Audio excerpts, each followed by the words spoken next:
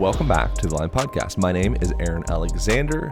For newcomers to this program, it is a place to bring together the world's leading experts on all the things health, wellness, movement, psychology, sexuality, consciousness, all the parts that make your humanity function. And that is exactly what we talk about in today's conversation with New York Times best-selling author Max Lugavere, also known as Max Lugavere. He is a dear friend, and this was a fun conversation that I literally just got done recording like an hour and a half ago, and it's hot off the presses. A lot of the conversations in the past have been sometimes released in as much as like 6 months to even more than that later.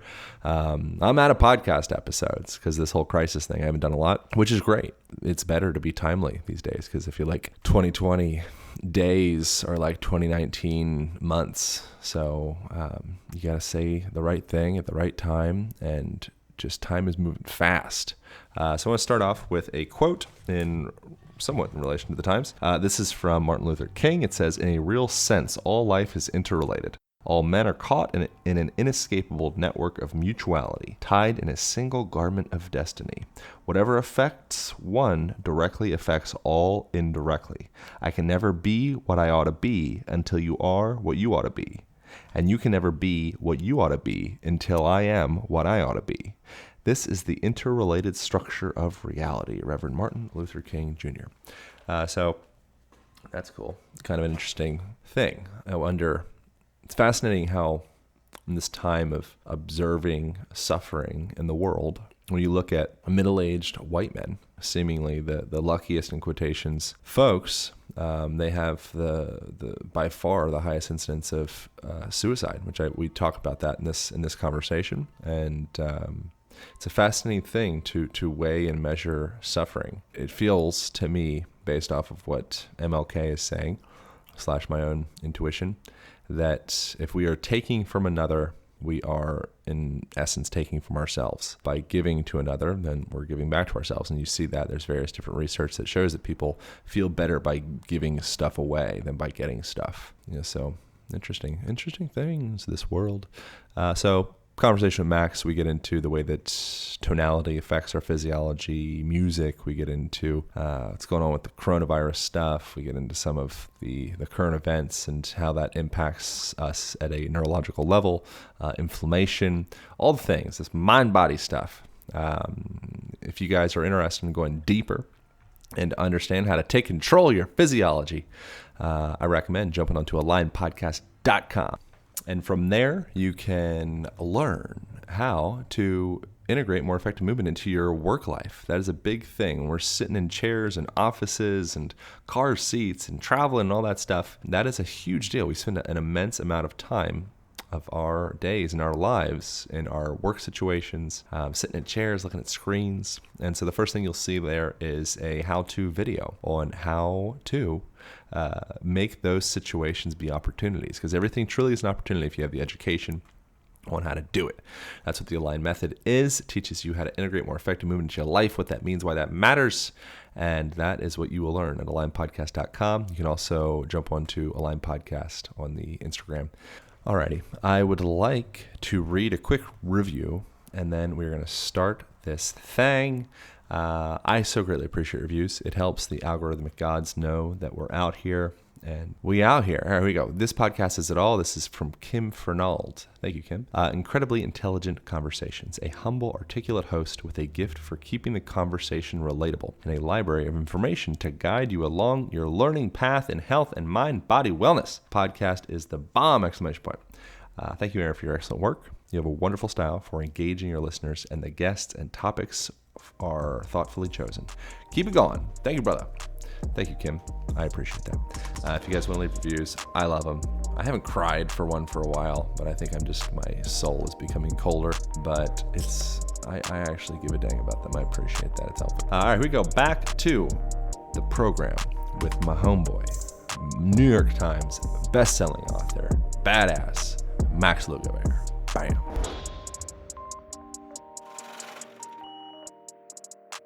I was thinking yesterday how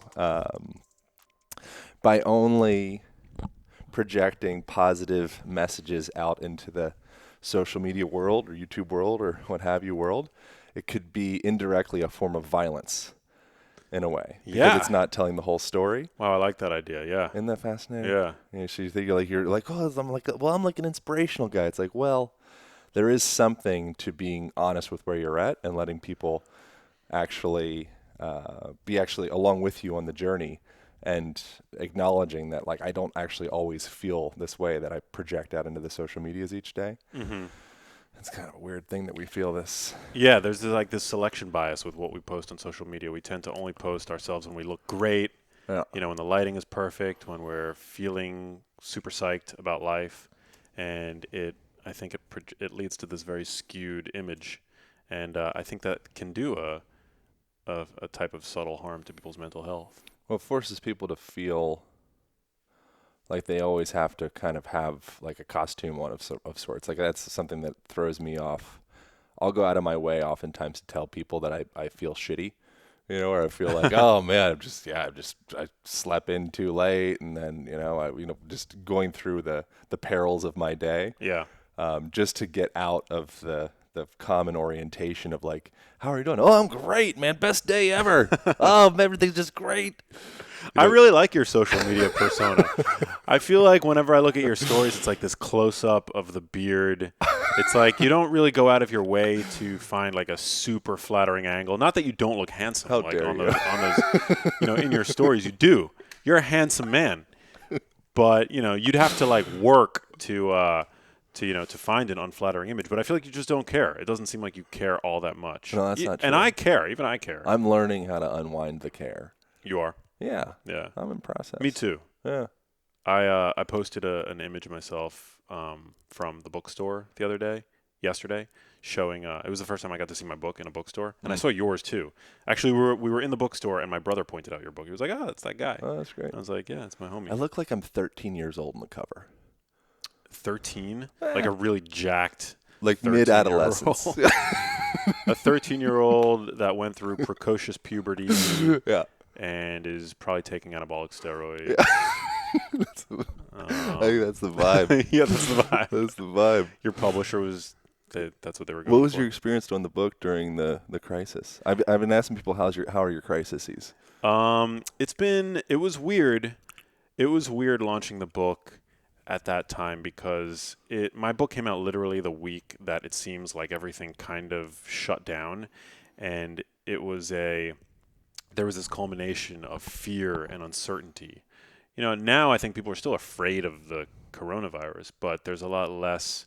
I think we're a little bit more informed about its kinetics and how it travels and things like that. But at the beginning, it was it was like, what is this thing? It was just there were so many question marks, and so I just remember putting the book out.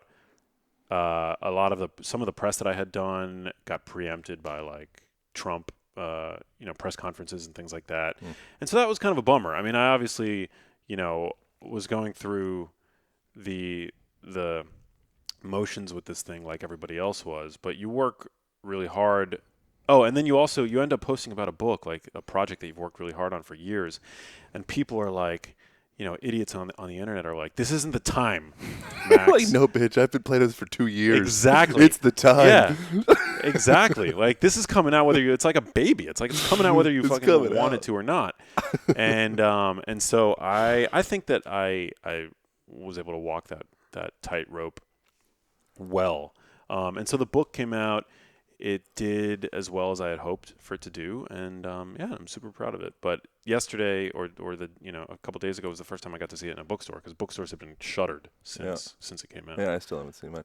I've been experiencing a somewhat of like a deep-ish reevaluation of what matters or what is actually meaningful in my life, and so I've found these crises. Now we're two. We're anticipating the third could be. What's that going to be? I don't know. Aliens. Deeper financial crisis, aliens. Oh, yeah. Or technological virus. Huh. Yeah. That would be a big one. What a year it's been so far. Yeah. But I feel like the silver lining is that now I feel like as a society we're almost ready for anything. I mean, we've gone through a lot collectively. I don't know. I feel like the coronavirus felt like an American crisis. Felt like it was like a Nerf crisis. Didn't feel, it's still, I don't think we've like really felt, Yeah. Now there's a lot of imaginary money being infused into the system that creates like a temporary balm. Yeah. So I still feel like I was looking into the impact of unemployment and the impact that has on suicides and deaths in general. And it was, have you heard this? It's for every 1% increase annually is a 37,000 increase in death via suicide, via correlated to depression, Yeah, or yeah. domestic violence, something like that. And now the unemployment is at, 20% or something astronomical? Yeah. I mean, now it's starting to shift because things are starting to turn on, but it's very strange. Yeah. But it's I think what to me has kind of kept my sense of optimism afloat is the fact that once the fear and uncertainty around the virus kind of is mitigated, then wouldn't the economy just snap back to the way that it was prior to the pandemic? Like once things open up again, it's not like, I mean, there's going to be a slow reopening, but I mean, people are wanting to go out to restaurants again. People are wanting, I think, to return to see live comedy and concerts and things like that. So to me, I feel like, yeah, the unemployment thing was real, but wouldn't it just snap back to the way that it was? I don't know. Yeah, I don't know. I'm waiting to see. I mean, people were still, I feel like we've been almost habituated to be kind of afraid of each other. So we've kind of like cultivating this society of agoraphobes. So you feel like attendance at events and movie theaters and comedy clubs are going to be kind of permanently depressed. I don't know. Yeah. But there is a demographic of people that are still like staunch, I'm afraid of this. Yeah. Which, more power to them. I don't know what the right decision is. I definitely lean on the side of like, lean on your immune system and, you have the ability to deal with viruses. I have a lot of musician friends, and the music industry has been, just over the past couple of decades really, it's been transformed by technology in the way that most like independent artists these days make a living is by touring. And so I really feel for the artists out there, especially the musicians, because when is the next time they're going to be able to like go on tour? Yeah, that's another big sort of wild card. People need purpose, and they need each other. And that's like another. I've just been going into all these unnecessary statistics. There's a Mark Twain quote. There's lies, damn lies, and then there's statistics. So I'm always kind of like precautious of regurgitating all the different things. Yeah. But surveys show that 3 out of 5 Americans report feeling lonely, which perhaps that's like a fine thing. Maybe 3 out of 4. Is it 3 out of 4 now? No, wait. Is that what you said? I saw 3 out of 5. 3 out of 5. I saw some NPR thing that said 3 out of 5. Wow. But I mean, whatever. I think it depends on, and then also it's like, who the hell is taking surveys? Like, I haven't taken a survey, ever. Same. So there's those numbers are obviously skewed. But I wonder so there's the financial impact on our health, but then there's the distancing impact. And so before Corona, there was this 3 out of 5, 3 out of 4, whatever, a really high percentage of people reporting to be like, I feel really lonely in my life. Yeah.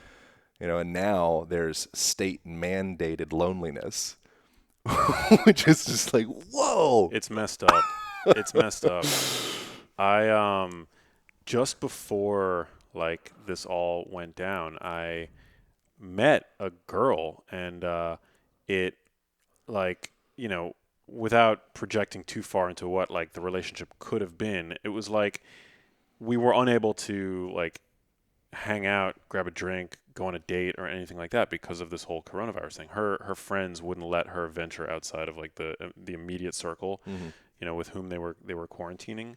And I felt I felt conflicted about it because I thought that it's so difficult to meet people in general these days, without being in the middle of a pandemic, that if you meet somebody that you feel like you connect with, that you should be willing to take that risk. And maybe that's just me, but I felt like kind of bummed about the fact that she wouldn't she didn't want to hang out, even though seemingly there was like some kind of interesting vibe between us. But at the end of the day, I've been pretty lucky to spend the time quarantining with my family, who now my entire family pretty much lives in LA, and my dad is he's now 70, and he's a smoker, if you'll imagine that. And so he's, I guess, pretty high risk, and so it's made me kind of like think a little bit more carefully about the risks that I'm willing to take. But yeah, people definitely have been feeling, I think, alienated from one another, and what do people do when they feel isolated? They turn to social media, and social media these days has been so inflamed. I mean, even before the Black Lives Matter movement, social media, which we were talking about as soon as we started rolling, presents this very weird portrait of a person, and so I think it really is a recipe for feeling lonely, but even worse, just for poor mental health. Yep. And I think that's one of the reasons I've been, looking at all, viewpoints from both sides of the aisle, from all different, types of people about the Black Lives Matter movement. And I think one thing that seems to be true about it is that the timing of it really, the fact that like so many people lost their jobs, people were feeling isolated and alienated and disconnected from one another. And then this awful thing happens with George Floyd. It basically was like the, what's it called? What's that like really easily flammable part of like when you're starting a campfire? It's like kindling, Tinder. Yeah. It's like it was like the Tinder for a fire, and then just everything blew up. Yeah. Yeah. We were like a Tinder box of sorts where we were this pressure chamber that was in dire need of decompression, and so it really was a perfect storm, in a lot of different ways. I wonder, how does the Genius Life, the book, how does that relate? How have you found overlaying your work into providing meaning in the world today? Because that's something that I for a moment was just like, fuck everything I'm doing. I don't think it even matters. I'm just going to go mulch the land and move rocks and go to Oregon and shoot guns, and I'm going to just step away because who cares about their hips and my stretchy bands? Who cares? Aaron, I care. Every time I hang with you, I feel like I learn something that helps me feel better in my body, which I'm always grateful for. Yeah. But yeah, I mean, my book really is the Genius Life I wrote to help people really regain metabolic health. And just before or just as it came out, this whole pandemic thing occurred, and what we've learned is that one of the key determinants as to whether or not a person is going to suffer from morbidity or, God forbid, mortality from the virus is really, like, the linchpin seems to be whether or not a person is in good metabolic health. And unfortunately today, that award is given to the few. Like 12% of people in this country achieve what clinicians would call good metabolic health. Isn't obesity 60% in America presently? Yeah. By the year 2030, 1 in 2 people are going to be obese, and 1 in 4 are going to be morbidly obese. Oh. So it's not 60% now. It is 60%. Yeah, no, it is. Yeah, 66% of people today are either overweight or obese. Oh, yeah. So obesity is different from being overweight. Yeah. Many people are overweight. Yeah. But yeah, so within that 66%, you've got people that are just mildly so over. There's still a third of people that aren't considered overweight in America. Well, they're normal weight. But you can actually still, about 20% of normal weight people are normal weight metabolically obese. So they're normal weight, but you look under the hood and they're in pretty poor metabolic health. Yeah.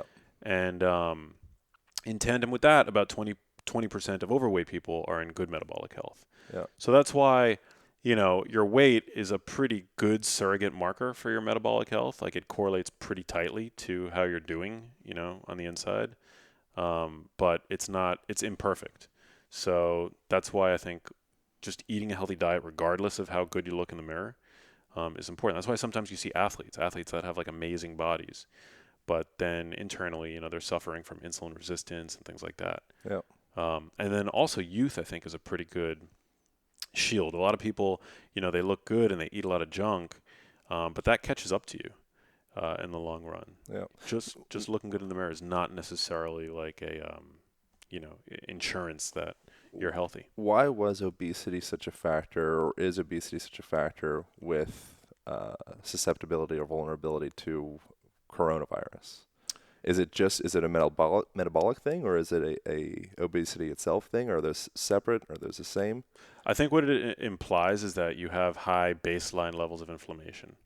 Obesity, type 2 diabetes, they're both associated with uh, elevated levels of inflammation, which is basically an immune system that's been activated. And I think the riskiest thing about the coronavirus, what happens, it's called a cytokine storm. And it's just, your body just, your immune system panics and it damages the lungs, cardiac tissue. I think now there's evidence that it's a vascular, it can be, it may be a vascular virus as well that affects your vasculature.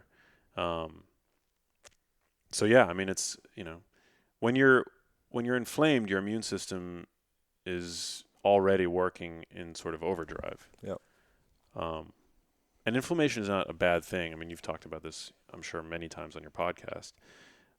Inflammation is really designed by nature to spot clean. Cuts, wounds, scrapes. If you sprain your ankle, if you cut your finger, it's there to basically rush fresh blood, immune cells to the area to make sure that, that small scrape or bruise or whatever won't end up killing you. Today, our immune systems are responding not so much to those kinds of acute and localized threats, but to what we're eating and how we're living. So, as opposed to in the past, inflammation would be used by our bodies locally and acutely. Now it's systemic and it's global. Yeah. And, then you throw this virus into the mix and it just seems to be like the perfect storm. And then the reaction to the virus being one that would induce greater amounts of things like depression and loneliness and all that, which then circles back to being correlated to greater amounts of inflammation. Yeah. It becomes like a vicious cycle. It's crazy. Yeah. Yeah, it's really bad. And then, Paul Saladino has been sort of like talking about this a lot on social media. He's a medical doctor who actually did his residency in psychiatry. So I think, he offers a pretty unique perspective. But the fact that, we've been told to the whole quarantine thing, stay out, stay inside, basically. I mean, your average person today already spends 93% of their time inside. It's one of the reasons why we're all so, deficient in vitamin D, close proximity to our kitchens, to our refrigerators, to, ultra-processed junk foods. We're being told to buy shelf-stable foods, or at least we were initially, foods that are that aren't necessarily going to go bad too quickly. We're keeping out of the sun. Even the term social distancing, I had a problem with since day one. I mean, really what I think we should be doing, in as we await further clarity about how the virus spreads is physical distancing. But why should we social distance? Right. Social distance to me implies that we can't still find ways to be connected to, our friends and our loved ones. So I think, it really has created a perfect storm. But, it seems to be, the virus seems to be a lot less. I mean, granted, a lot of people have died, and it has been a big tragedy so far. So I don't want to diminish that, but it seems to be a lot less dangerous than I think we initially thought that it was. I wonder if if one can change the dynamics of their relationships based off of the type of nutrition that they put into their face. So if it's like so we have this stressful experience that increases inflammation and kind of has similar effects as, depression would, or eating certain inflammatory foods would. And so that then creates this nasty feedback loop that you're talking about. Can one start to reverse that feedback loop and use nutrition as a lever to start to kind of span out into other parts of their life? Yeah, I think so. When you're inflamed, you basically, like any animal, you exhibit what zoologists refer to as sickness behaviors. And these behaviors are designed to basically isolate you from the herd, prevent spreading of whatever pathogen you might be, under the assault from. It's designed to reserve these behaviors are designed to reserve energy for healing, And it's actually been postulated that major depression is an extreme form of sickness behavior. And so if we're inflamed due to what we're eating, and it's causing us to have all these subconscious drives, to like distance ourselves from our social groups, then yeah, the other side of that coin is that you could eat and live in a way that's going to reduce inflammation, keep you robust, virile, healthy, and that's going to support, being socially active. Also making sure that you're getting adequate sleep. Matthew Walker, who's have you had him on your podcast? Not yet. I'd love to reach out to him. Do you know him? I don't know him, but I know his research, and he actually published a study, a very interesting study that found that sleep deprivation actually acts like a social repellent. So when people are sleep deprived, they actually not only are they less inclined to want to socialize, but they actually make people less attracted to you. It actually makes like being wearing sleep deprivation on your face somehow sends like a subliminal message to others to kind of keep their distance. Whoa. Yeah, it's a study that I talk about in the new book, The Genius Life, because I go into ways of optimizing your sleep. And so that's important. But yeah, minimizing, like eating in a way that is not inflaming your body, making sure that you're getting adequate sleep. Even altruism falls under a domain of a cognitive domain called executive function. So like our ability to be altruistic and to think about others empathetically in a way that isn't just about serving our own immediate needs for survival. That's like, making sure that we're well nourished, well fed, that we're, exercising, that we're taking care of our bodies, basically then allows us the space to, I think, then be altruistic and to project empathy and to care about others, in the world. So I think it's all intricately related. Damn. Yeah.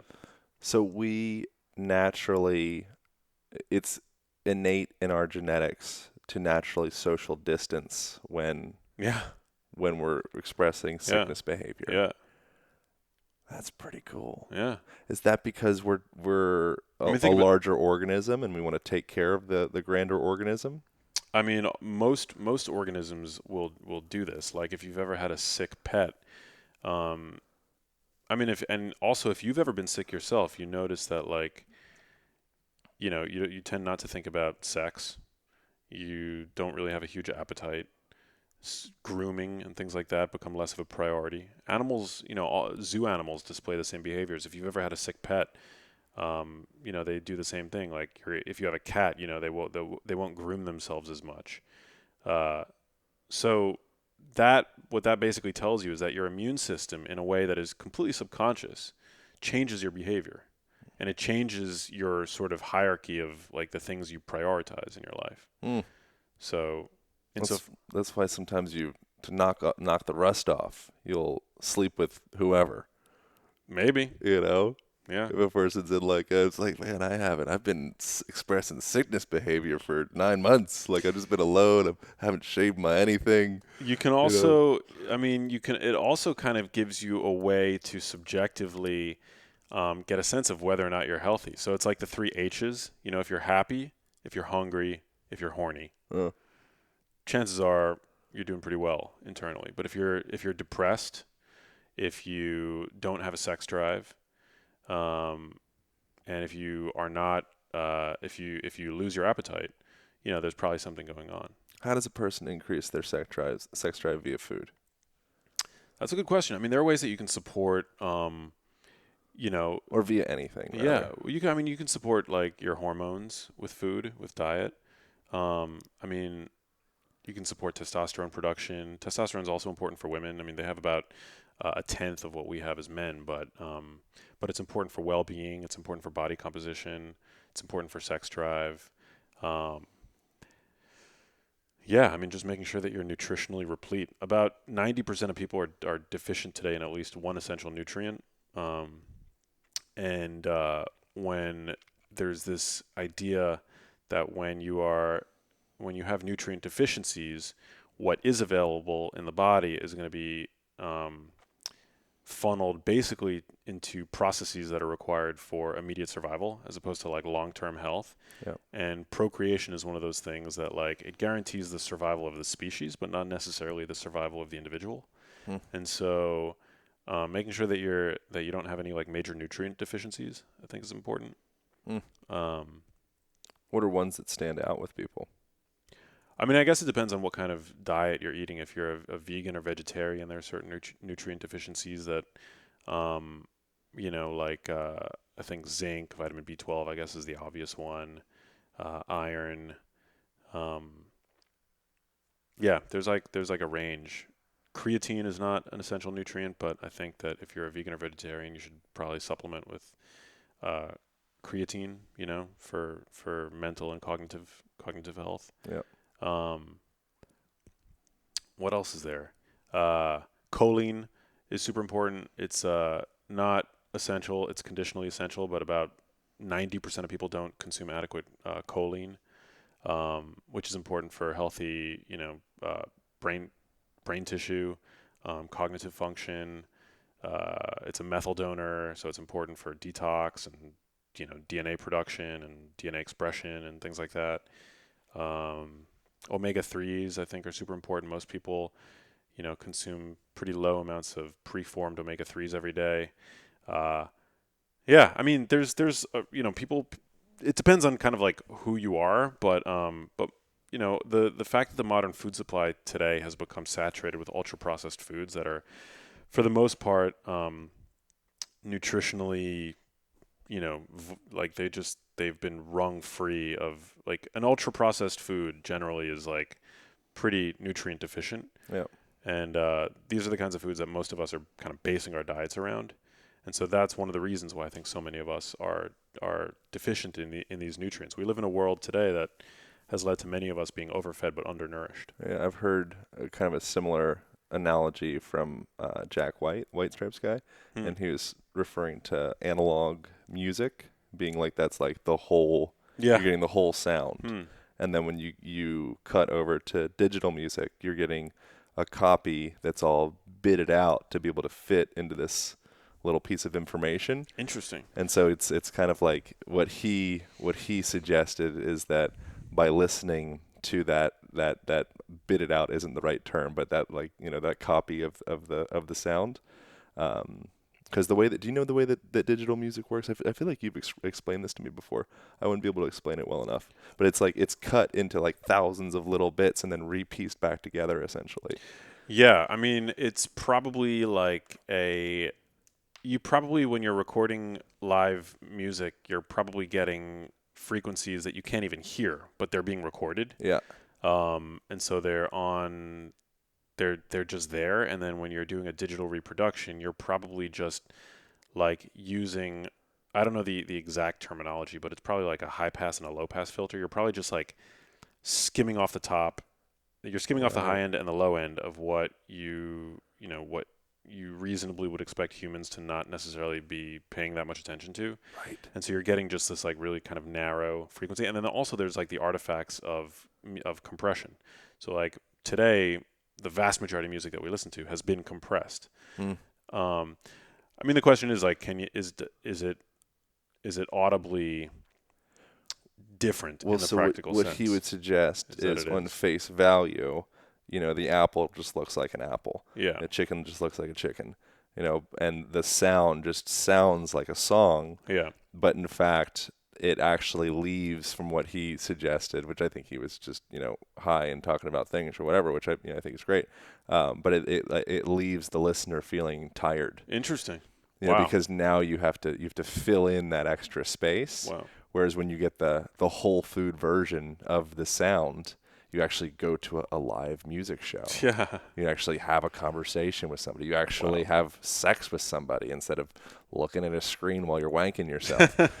When you get to have that full experience, your body says, oh, okay, cool, I can fill in all the nooks and crannies. Yeah. But when you're always living this supplement-based life, this copy version, then it's like it seems on the front, it's like a cheap, shitty house in like one of those like box neighborhoods. They just like throw it up. It's not like a fucking castle. Yeah. It's like we laid each brick by brick, like nature did this. It's like a Whole Food house. It's a Whole Food house. Wow. Have you had Jack White on your podcast? I want to. Oh, man. No. That's cool. Jack White's great. I have my own podcast. It's called The Genius Life. You've been on it. You've been on it 3 times, I think, at this point. Yeah. And, I don't know why you keep letting me back. Dude, I love it. You're one of my favorite guests. I think that you offer a ton of value. I I just love the way that you're such a good speaker. But my goal with the podcast, even though it's in the health and wellness and fitness vertical, like I definitely want, and I've been priming the pump. I've been having like a greater range of like, guests on it. Ultimately, I want to have my favorite musicians on it, my favorite comedians on it. Yeah, you want to diversify because all that's health. Yeah. Like I was thinking last night of music. It's like you're literally casting spells on people. Our video person's playing with the cat in the background. Yeah, it's very sweet. My Max cat, and Max. so cute. It's fantastic. Yeah, her name is Delilah. Delilah. What a great... I stepped on Delilah before we started this. It's okay. It was pretty awesome. That's the worst. You walk into somebody's house and step on their animal. That's the most action she's gotten all day. She's just like it's novelty. What was I talking about? I was excited before I got caught musicians. It's part of health. health. It's freaking health, man. Yeah. We get all wrapped up in vitamin this and mineral that and all that stuff, but then it's like, like just music. Like you just getting a kazoo, a drum, a flute, anything, and starting to, there's all the obvious, like we break everything down in these isolated Western mechanics perspectives. It's like, well, when you're breathing into the flute, that exhalation is stimulating your parasympathetic nervous system and toning the vagus nerve. And, it's like the people that are the healthiest people, I think, don't realize they're healthy. They just happen to be traveling through life in such a way that they don't do those sickness behaviors. Yeah. But I think music is one of those things where it's like it is a vital nutrient. I think touch is one of those things where there's endless mountains of research that indicate that it literally responds to your body like a nutrient. I think that the food conversation, and I might just be having flashbacks, but I think that the food conversation is much bigger than just food. Yeah. Nutrition. Yeah, I have one of my good friends is he's a musician. His name is Matt Nathanson, and we talk about this analogy all the time. We talk about how news and information can be, you can have a diet. We literally will use the term diet. You can have a junk food sort of news and information diet, or you can have like a whole food and a nutritious news and information diet. And I think the same thing applies to music. You can have like, there's like whole food music and there's junk food music. We need some records up in here. Yeah. Damn. I was actually looking yesterday on like a record player to get, because, I feel like that would be a cool thing. I think it all comes back to that. I think that's something that this time, and something that I've heard is like all the things. I heard Robert Kiyosaki say this in this very ominous way. He's the guy that wrote Rich Dad, Poor Dad. He said something along the lines of like, everything that is new will go, essentially. Like it will come back to the old. And he's referring to like gold and real estate and things like that. The things that are like, they've been here forever. They're going to stay. The world's, as we kind of lose our bearings in this kind of chaos, it'll come back to, once you push the dust away, it's like, where's the stone at? Yeah. And I feel like it's an interesting thing with music. It's like if you become kind of, I don't know what the term is, agitated enough by all of the social media and all the buzzing and all the static and all the stuff, eventually I think you kind of, it's like a cycle of sorts. You kind of get through that, and then you eventually wind back to being the old guy on the porch. It's like, I'm going to get one of those record machines. It's like, what? I totally see that. And especially also from a music production standpoint, I'm not sure if this is the case for music that's produced these days, but certainly music that was produced before a certain decade was produced to ultimately end up on analog and then would get transferred to these more digital platforms like CDs or digital music or what have you. But like if you're listening to, say, Nina Simone on Spotify, I'd be very interested to hear what her music would sound like coming off of vinyl. Yeah. Because music of that era was literally produced to end up on vinyl. Yeah. And so that would be the purest manifestation, I think, of that. But for music produced today, it's all being produced today with the producer knowing that the ultimate destination is going to be, one of these platforms, Apple Music, Spotify, what have you. And I'm not, I'm definitely not an expert in this, but I am a musician, and so I've got a tiny bit of experience doing this, and it's just, it is super interesting. You're not just a musician. You've got CDs and shit. You're like, this is like a part of your history. Yeah. / present. Yeah. I don't think people know that. People don't. Max Lugavere, look him up. Yeah. I've got, if you go to my, no, on my YouTube channel, I've got a bunch of. Max doesn't like talking about it. He's very modest. Well, because I think he doesn't want to distract from his message, the purity of his message. Yeah. Well, because I believe so. I'm very lucky in that I love what I do in the health and wellness space, and whether it's like my books or my Instagram content or my podcast, and I just wouldn't want. But back when I first got started, I thought that by doing music in tandem with that, it would take away from it would hurt my credibility as a. Why do you think that? That sounds so crazy in my mind. Again, don't listen to me in any kind of business tutelage or social media, anything. But because I think the problem lies in like the human condition. People want to think of you in one way. They want to think of you as like one. They want to think of you as a brand, the way that they think about Coca-Cola or Pepsi or whatever, And so I basically made the decision to kind of put the music on the back burner publicly. But it's something that I still do most days. In fact, the journey of becoming a better musician is one of the most gratifying things in my life. Like, because I started playing music terrible at it. Like, I didn't grow up playing music. I picked up the guitar in my mid-20s, and I certainly was never a singer. I literally didn't know how to sing. Intellectually, I didn't like. What I told myself was that there are enough people in the world that sing that it can't be.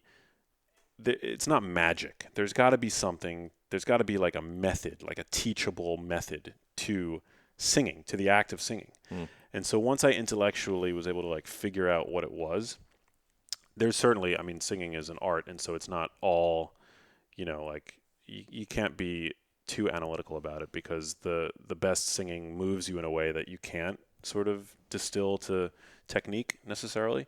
But I realized that if I could somehow learn the technique and just practice that and just like, learn the rules of singing, like what it actually meant and playing guitar and all that, that I would be able to ultimately one day do it, that it wasn't something that I was like excluded from. It wasn't like a club that like I couldn't ultimately find my way into, And so I just dedicated myself to learning how to do it. Like I remember there was a series of years that every single day I was practicing for multiple hours a day, like 2-3 hours every single day, singing, recording myself, sounding horrible, but just recording myself, listening back, listening back,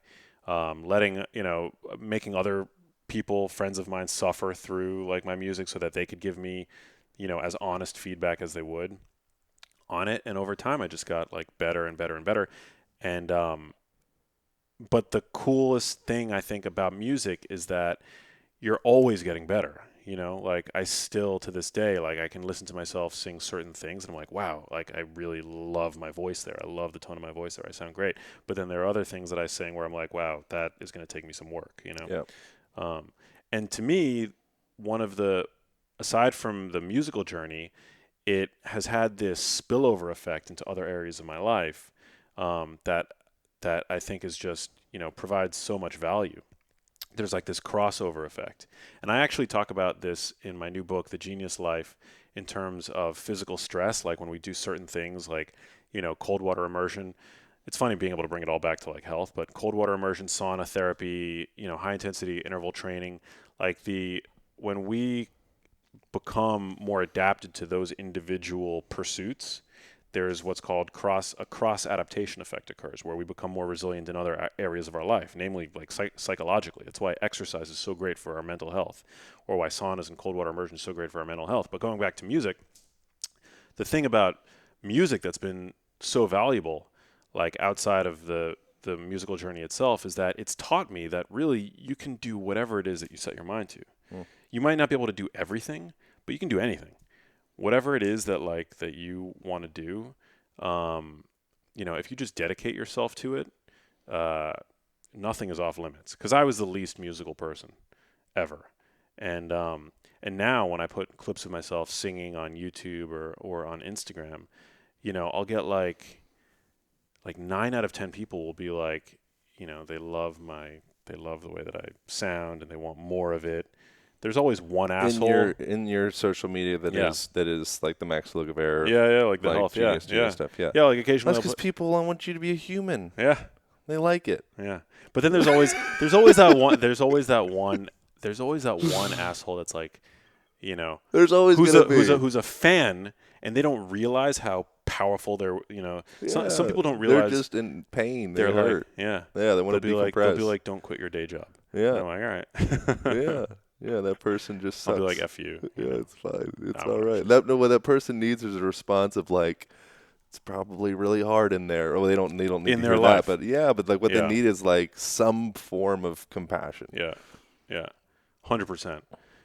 The people that are the shittiest need the most hugs. It's like a strange paradox. Well, but the other thing is that I don't think that people ultimately really know how important words are, like I try to be very deliberate about like the words that I use, almost to a fault.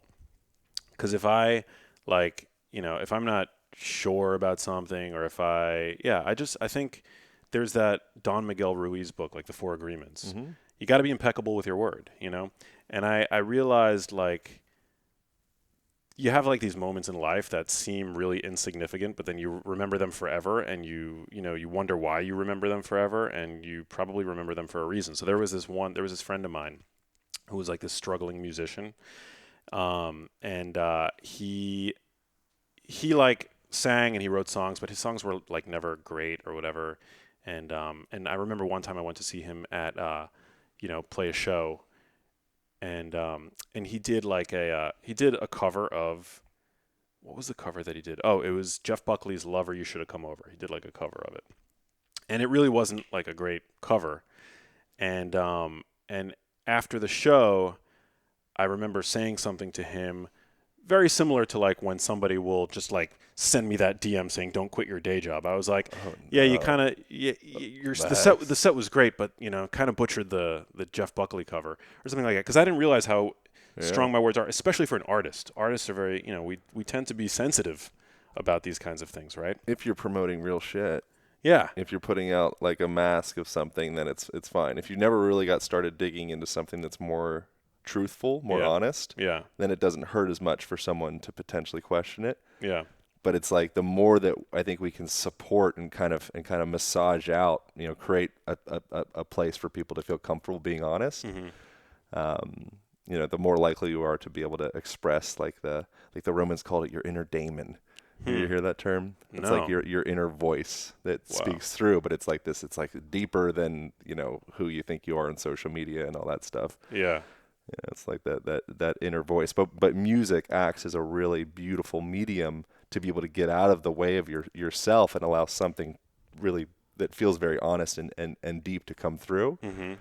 And then you're also putting yourself up on like the chopping block, because it's like, oh, that was like deeper than just like my shirt choice or something like that. Yeah, I mean, being an artist, it's like this. It's, and I can relate. Even though my work today is about science and nutrition, and there wouldn't seem to be, on the surface, any artistry about it, I do feel like an artist. And being an artist, like if you're feeling even like the slightest bit off, in terms of your confidence, it can like ruin your whole day.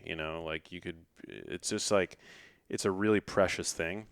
And so, yeah, I just think you got to be kind of like, I think it's always good to be truthful and honest, but I guess in the same breath, you've got to weigh whether or not your words are going to do the, more harm than good, And then there's another side of that where through gradual exposure, a person can become stronger. And so if we are treating everyone like these precious little snowflakes, and we live in this little like Nerf reality where we don't want to hurt anybody's feelings, that actually could end up creating a larger volcano down the line. Yeah. So another angle from that would be like, oh, you're doing him a favor by saying he's shit. Yeah, well, Yeah, It's like a micro explosion. Yeah. It was like a little mini self-immolation. Like, like oh God. Okay, repair. Yeah, I've thought about that because I thought about the psychology of the person that would send me the message, "Don't quit your day job." Yeah. You know, about music. It's like it's a weird. They just don't see. It's probably like the perfect storm because again, it's like 9 out of 10 people. You know, like objectively, like I wouldn't put up something where I sounded bad, first of all. So there's that. It's like going back to what we started talking about initially, like I'm only putting up the clips where I think I sound good, you know. In this present moment in reality. In But this in present 5 years, moment. you'll probably feel differently. True. So that's always, it's like another Yeah. kind of quandary that we're Yeah. in. We're like, fuck, what is good? Yeah. But yeah, I just think it's like people, it's that thing about being removed from the subject, you know, like when you, I think being a public figure and you know, you experience this, we've all, especially this year, experienced this, you know, whether it's seemingly posting about anything, you're bound to get like negative comments. It's so easy to get negative comments from people that, you know, and to leave a negative comment when you would never say the same thing to a person's face, you know? And so that, I think that's one of the other problems with social media is that there's like too much distance between you and the person that you're talking to. And it allows people to say things that they wouldn't ever otherwise say, you know, to your face. Yeah. There's like no accountability. Yeah. But, and then I'm just playing devil's advocate just for the hell of it. But the way that trauma isn't a quantifiable, okay, cool, there was 16 grams of trauma in this incident, so that will be 16 grams to you, and to me it will all quantitatively affect in the same way. Yeah. That 16 grams of weighed out trauma could affect another person, one person. It could make them, they could be able to kind of transmute that, and it makes them super strong. And then another person, it can completely collapse them. Yeah. And then another person, it could, you know, and so, yeah, no, it's kind of a weird conversation of how to just the way that like an organism interprets trauma in the first place. And like hearing a comment from somebody, essentially that would be, if it really penetrates, that would be invoking some type of like, essentially like probably early childhood trauma of some sort starts coming up. Yeah. You know, but I mean, I'm not really saying anything right now. I just think it's interesting how we all interpret trauma in different ways. Yeah. You know? Yeah. I don't think that I don't think that I've experienced a lot of trauma in my life. I'm like pretty privileged in that way, but I'm pretty sensitive to the suffering of others. And, you know. Do you think it's possible to be sensitive to the suffering of others if you haven't experienced suffering yourself? Yeah, I mean, I've probably experienced suffering I've certainly experienced suffering over the past couple, like I guess what I meant to say was I haven't really experienced a lot, like I don't have a lot of childhood trauma. I had a pretty good upbringing. But I experienced trauma in like my relationships and of course in a major way with my mom, and my mom's illness and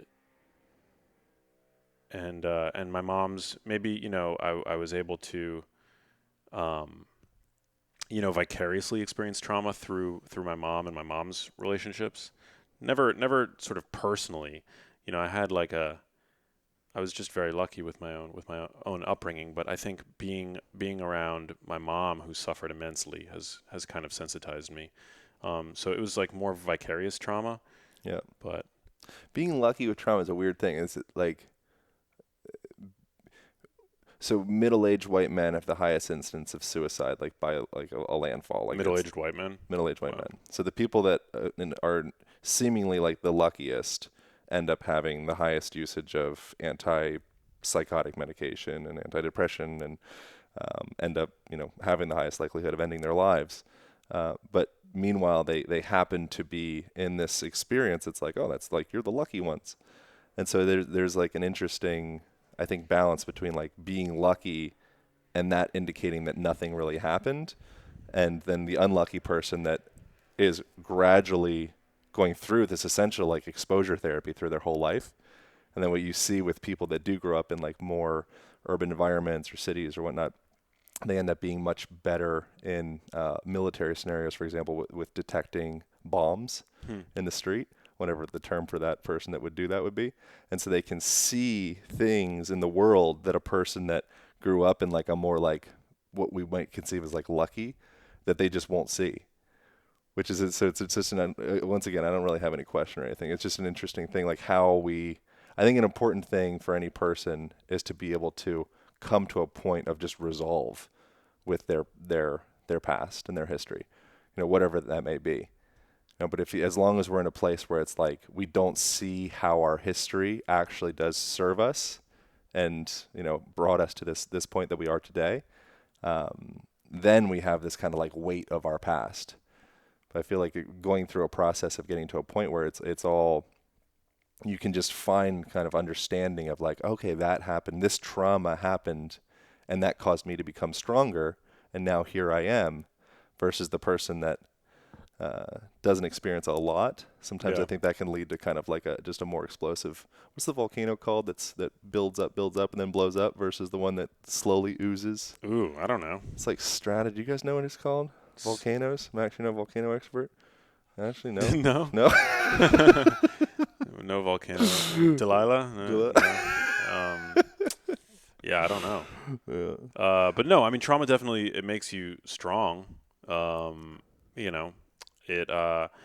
know some people who have had trauma and they become like almost too calloused, so it's, That too. Yeah. Yeah.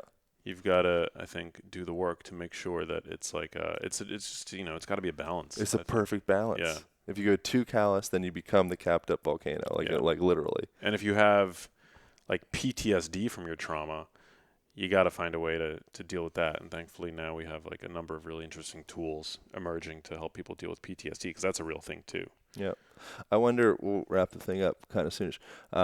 But so as you were talking about training your voice, I wonder if you noticed any personality shifts or like outlook shifts as you cultivated your voice, because I think it's interesting. We're kind of, in a sense, continually like tuning our nervous system based off of the sounds that come out of our body. Yeah. And so if I'm the type of person that is kind of high-pitched voice and talks really fast and always feels kind of anxious, I'm literally reasserting that anxiousness into myself.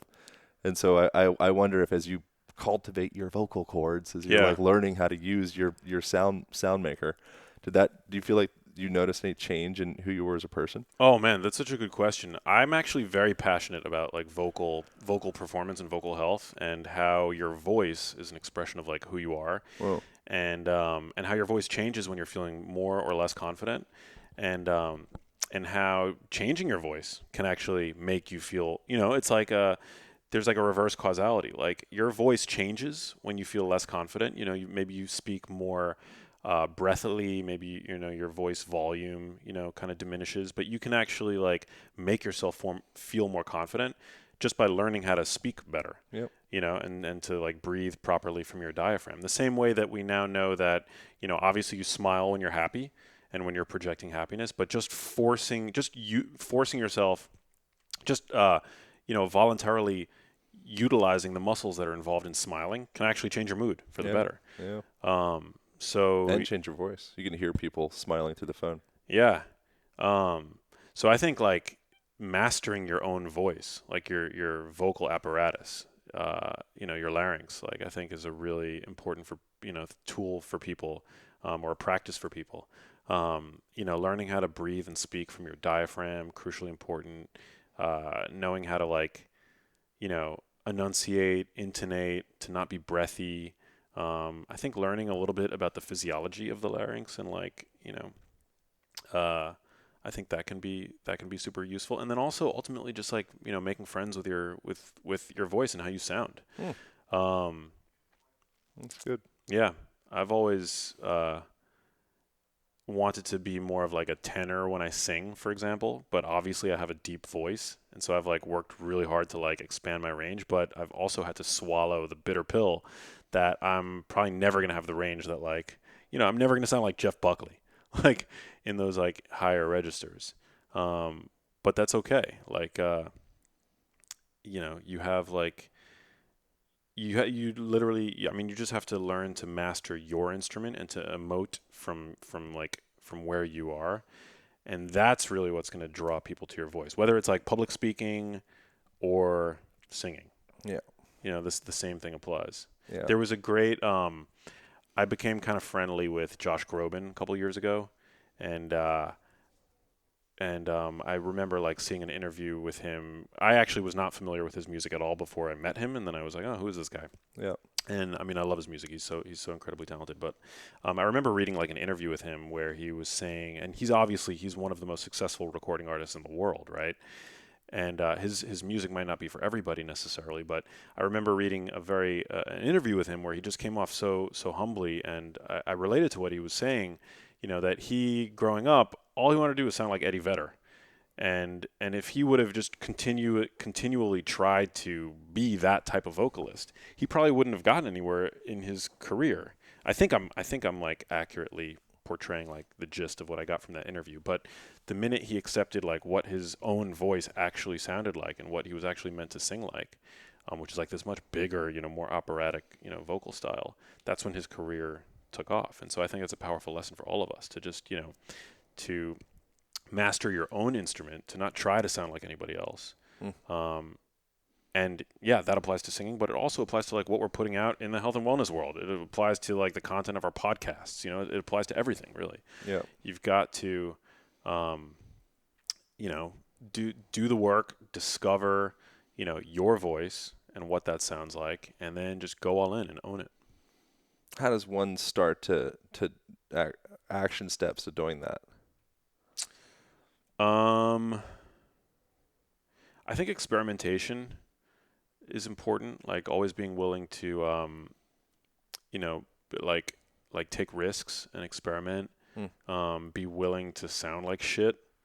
Be willing to fail. And try to like look at the bright side. Like listen back to your talks or look at your content. Listen to your voice. And rather than always thinking critically about it, try to, crystallize in your mind, like envision what it is about it that you like, I might not like my voice when I get like super, super high, but I do like it. Like I do like the tone of my voice at certain, in certain registers. And so you can kind of like lean into that. Like you can be like, okay, well, how do I get that tone like at a higher register, or how do I like write songs where I'm able to emote, in that sort of like frequency? Because again, like being authentic is really what I think, magnetizes people to your voice or to your work or to your art or to whatever it is, being authentically you. I think it's because people crave authenticity with themselves, and they don't necessarily always have the most seamless education on how to tap into that. And so when you stumble into somebody that seems like they're projecting something that's like, wow, that's just them. Yeah. It's less like, oh. Yeah. Everybody can kind of like let aside like, oh, okay, cool. Like there's like somebody that took the mask off, and that can kind of create this catalyst, which is kind of gets into, and we'll actually officially wrap up. But I think that a person in the modern age where a lot of people, at least in LA, it's like everybody's, a social media influencer, and they're all trying to build their thing, and I need to have a message that moves mountains, and I need to like make a difference. I think that ends up leading to a lot of what did you call it? You taught me a word recently. The Dunning-Kruger, what's it called? The Dunning-Kruger effect. Dunning-Kruger effect. There's a lot of Dunning and Kruger effect. Dunning and Krugering? Dunning and Krugering is going down out the wazoo. Yeah. With me. I'm a Dunning-Kruger offender. We all are. Hardcore. Yeah. So Dunning-Kruger essentially is you, the less you know about a thing, the more, I kind of read a couple different notes, but my sense of it is when you know a little bit about a thing, when you're reading like the elementary school version of the book, you have this idea that you know everything about it, and you get very outspoken. You have these opinions, and you deem yourself as an expert because you just don't realize the depth of the subject. Yeah. And there is something good about that though, because it does take a certain level of naivete to believe that your voice freaking matters. Oh, that's true. There is a certain amount of like almost stupidity that like that you need to be successful in something, to believe fully, in your own head, that your voice matters and that you've got something unique to say. Because if you didn't, you would never, if I didn't actually believe that, I never would have gotten started in health. And, musicians, there's already every love song has already been written, right? But a musician starting out, they just believe that their perspective, their voice is going to be, unique, and it's going to offer a new twist, a new angle from which to view this thing that, that others might think has already been looked at from every possible angle. So Dunning-Kruger effect is almost it's like a survival mechanism for people that actually don't have any business doing a thing to begin starting a thing. And then the people that are already well deep into it, that have already established themselves, they have deep roots, they're like, okay, I can pull back a little bit and just kind of do my art, and I don't need to be proving any points. Yeah. But when you first start with a thing, if everyone had the perception of, you're right, I don't actually really know anything, and there's people that are experts on this, so I should just shut up. I guess perhaps no one would ever really actually start anything, because we'd all kind of we'd start in that point. Yeah, and that's also why so go Dunning-Kruger effect, everybody. Yeah, go Dunning-Kruger. Have at it. Yeah, have at it. All right, you got another person coming in right now, so we got to stop this thing. Dude, this is so fun. I enjoyed this experience. Always a blast hanging with you. We always talk about something different, too. I know. We got to keep it flexible. Yeah, I've got to get you back on mine. Well, I'm down. I'm down to do it. The Genius Life. People need to go to grab the book. Grab the book, The Genius Life. Subscribe to my podcast, also called The Genius Life. Convenient. Yeah. And then on the Instagram, you're Max Lugavere. Max Lugavere, Lugavere. Yep. Bango. Thanks for doing this. I'm not on the gram shirtless as often as you are, but I hope to provide value in other ways. Yeah. You use your mind. Yeah. It's different. Yeah. All right. Thanks so much for listening. Over and out. Thank you all so much for tuning to that podcast. I hope you enjoyed it as much as I did. Max is a really tremendous human being. He has a huge heart. He is a kind, handsome fella. And he's just great. If you guys haven't checked his stuff out, check him out. If you enjoyed a certain particular part of that podcast, grab it, screen share it, record it, whatever, and put it out. Share it out on the Instagram, share it out Facebooks, wherever you do it. You can tag me at Align Podcast, ALIGN Podcast on Instagram, and you can also tag Max Lugavere at Max Lugavere. Thank you guys for reviews, and if you're interested in sorting out your breathing practice, I highly recommend getting on the first week of the Align Method online program. It is absolutely free, and each video is well curated. We gave many shits on putting that thing together, and it was a lot of work. It was a labor of love, and it's absolutely free for you guys to start. No strings attached. It's jump onto Align Podcast on the Instagram. The link is in the bio, or you go to alignpodcast.com and you'll find it there. And I hope you guys love it. We get into specific breathing practices on tuning that nervous system, either stimulating your nervous system or calming you down. We get into mindfulness practices, and we get into some movement stuff on that first week. I know you guys are going to love it. Thank you guys so much for tuning in, and I will be speaking into your ear holes again in about 7 days. Thanks so much. Bye.